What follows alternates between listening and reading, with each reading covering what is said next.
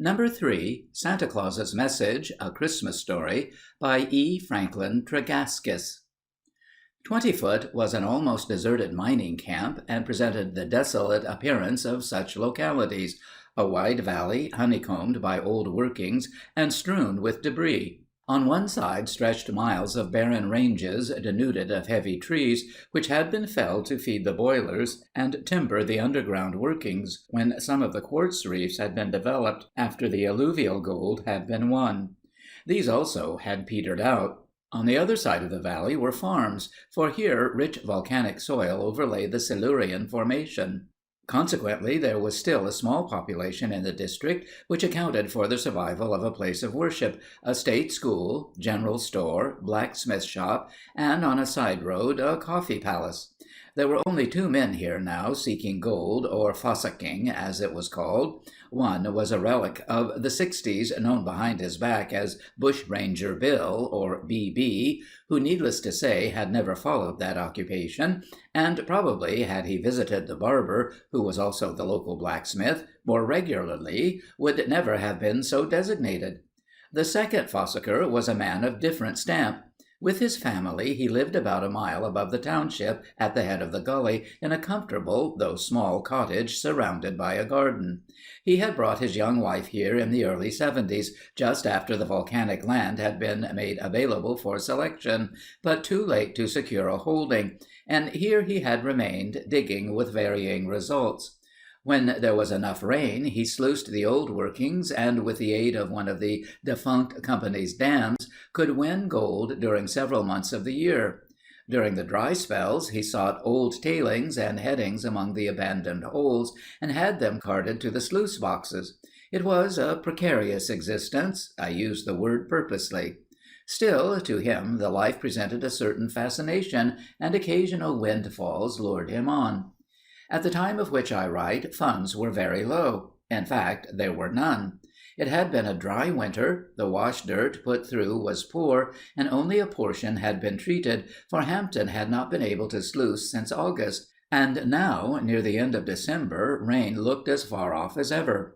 Troubles seldom come singly. The local storekeeper had died recently, and his successor, who decided to run the business on city lines, discouraged long credit.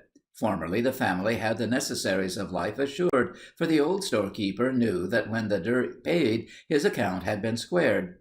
But this stranger had intimated that unless a payment was forthcoming, the account would be closed. There were now 3 children. The oldest, about 10 years, was named Hope. Some of the schoolgirls, whose parents were in comfortable circumstances, sometimes called her the Forlorn Hope. But this is Christmas time. We will not recall slights nor unkindness now. The other 2 were twins, Grace and Joy. The eldest child was robust and dark, like her father. The twins were fair and resembled the mother, but had short golden curls like spiral springs. They were about 7 years old. It was within a few days of Christmas, and the parents were talking over ways and means. "We must have some extra things for the children," the mother said. She had an anxious but not unhappy expression. Her life for years had been one long struggle to make ends meet. There had always been sufficient food, though of the plainest, sometimes even making a meal of goat's milk and potatoes. At times, for days, their larder knew no butcher's meat when her husband chanced to shoot a rabbit or other game. It was providing clothes and shoes for the children which was the great burden, so that she could send them suitably clad to school.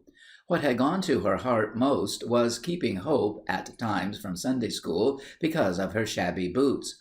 How often had she washed and ironed the children's clothes and mended their much-worn socks after the little ones were asleep. Still, through it all, she was not unhappy.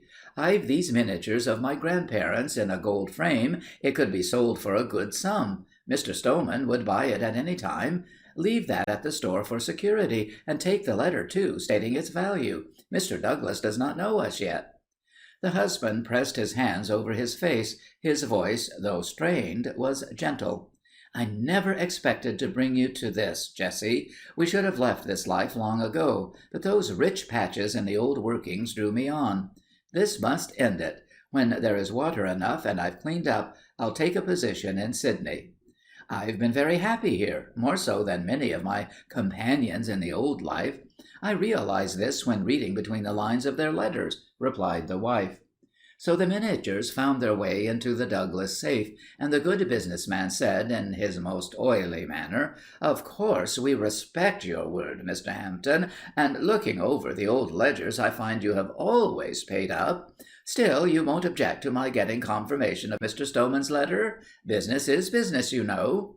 B.B. had visited the Corfe Palace, as the sign announced it, a place which much belied its name, for it did not resemble a palace in any land.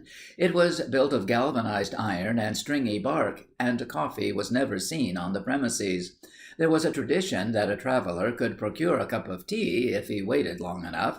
They certainly dispensed hop beer and other liquid refreshment. B.B. was on his way home. It was 2 days before Christmas, and sat down to rest on an old red gum log on the hillside, which had proved too tough to split and too heavy to cart away. Many a campfire had been lighted against it in years gone by.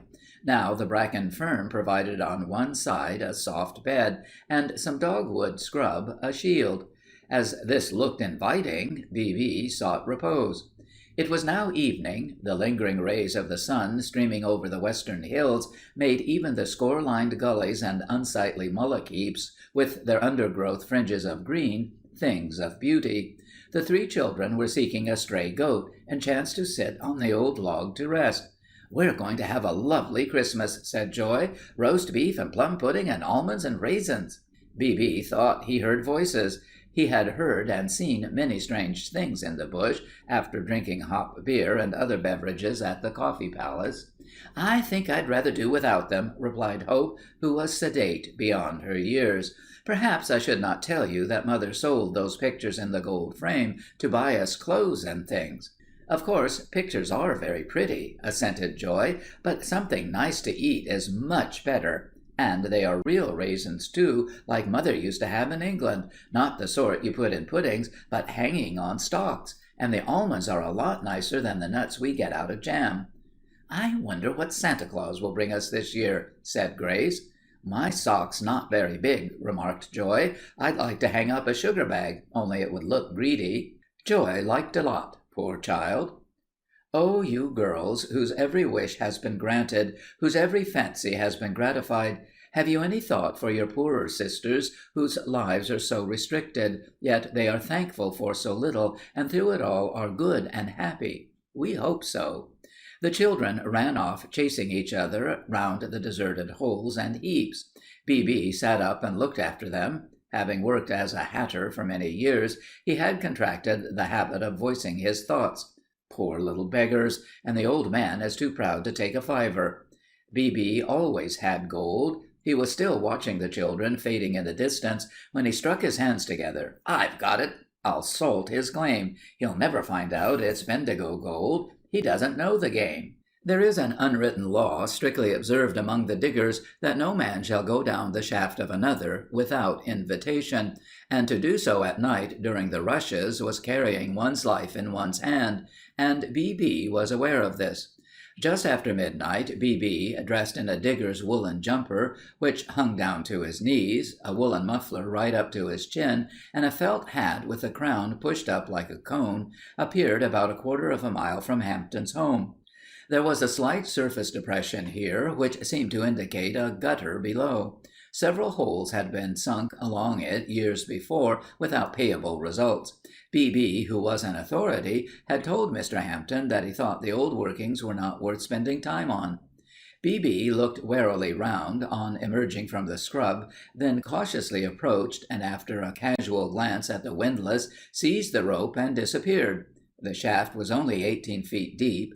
A drive ran in for some distance from each end along the gutter.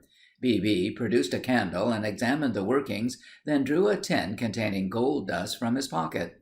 He paused, again studied the strata and slate underfoot, then tested it with a pick. Now, B.B. was a geologist of a sort. He had not learned the science by correspondence, but by working on most of the alluvial fields in the rush days. The candle burned down almost to the clay as he hesitated. Then he remarked, "False bottom, like the MacIver lead," and returned the gold to his pocket. Taking a length of broken board, he wrote on it with a piece of pipe clay, and drove the sharp end into the floor at the entrance to one of the drives, remarking, "If he gets nothing out of it, I'll salt this show later." Although he could read print, B.B. did not profess to be able to write. In fact, he used to sign for his miner's right with a cross, so the spelling presented difficulties, in particular the word father. Although B.B. believed his nocturnal visit had been unobserved, he was mistaken, for a small white-robed figure had been standing at a window, looking toward the ranges just made discernible by the rising moon. She noticed someone emerge from the saplings and approach the claim. Hope neither spoke nor moved, but gazed spellbound. Yes, it was Santa Claus. She could see the hoarfrost sparkling all over him. In the driest season at that altitude there is a heavy dew, so on every minute hair of the digger's clothes and every hair of his whiskers glistened a particle of moisture. Strange he should come a night too soon, and not to the house, she thought, as B.B. disappeared down the shaft. Her eyes never left the spot. Then, after what seemed a long time, the figure reappeared, crossed the flat, and was enveloped in the foliage. But in the broad light of day, Hope was not quite sure that the whole occurrence was not a dream, so being a reserved child, she held her peace. During breakfast the father said, "I'll not go to work today, as there are several things about the place that require seeing to. I'll just bring home the tools and the windlass rope." "Couldn't we get them for you?" inquired Hope. "Oh, be careful of the twins, then, and on your return you can help me with the pudding," said the mother. "I'll go down the shaft and put the tools in the bucket, one at a time, and you two can wind them up. Mind you both don't let go the handles at the same time," cautioned Hope.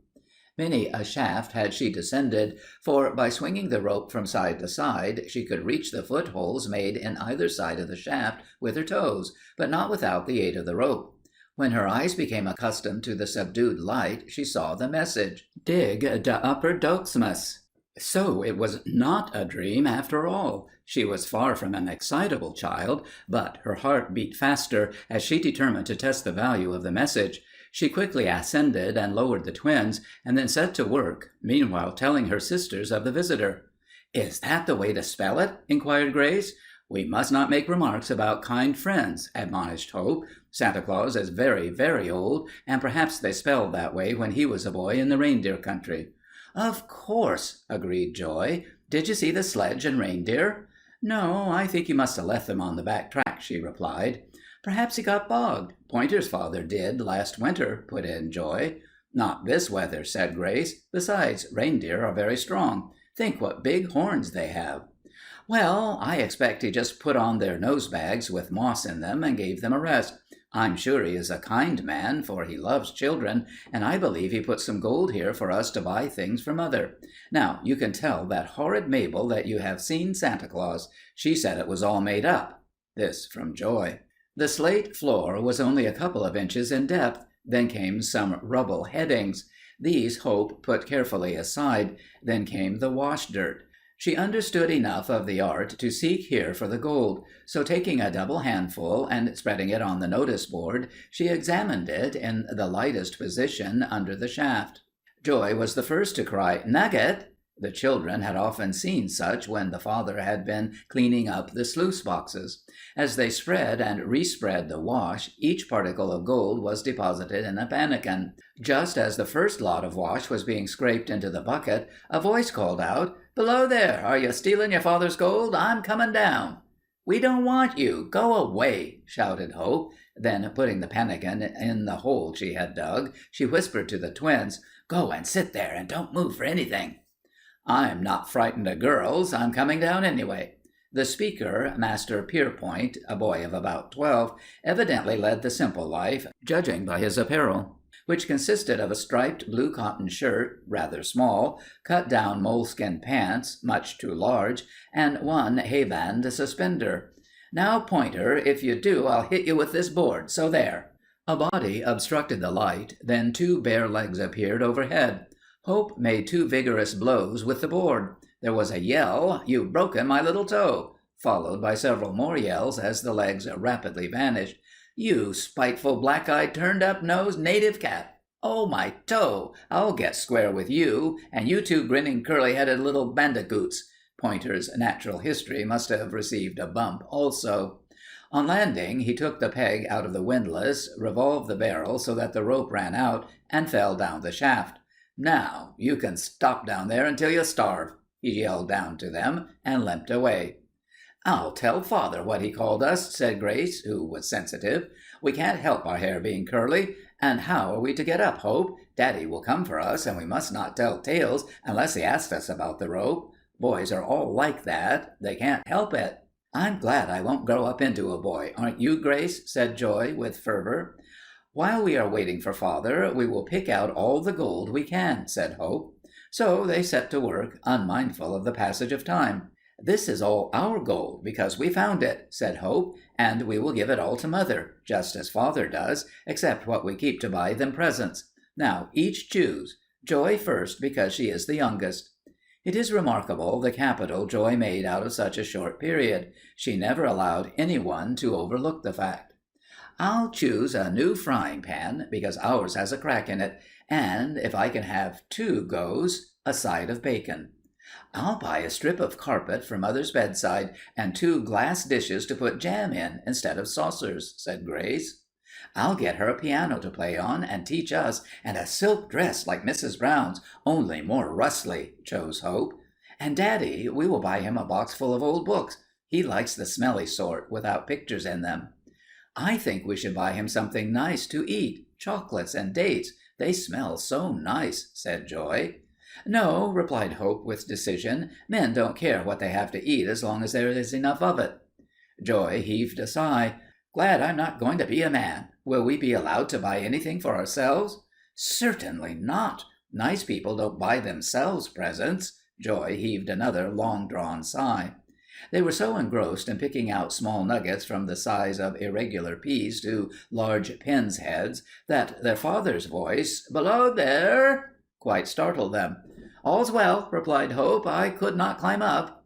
"Your mother became anxious. Nice diggers you'll make, letting your rope free," he said, as he descended by the footholes. "We have a Christmas present for Mother," said Hope. "Just feel the weight," as she held a half-filled pannikin toward him.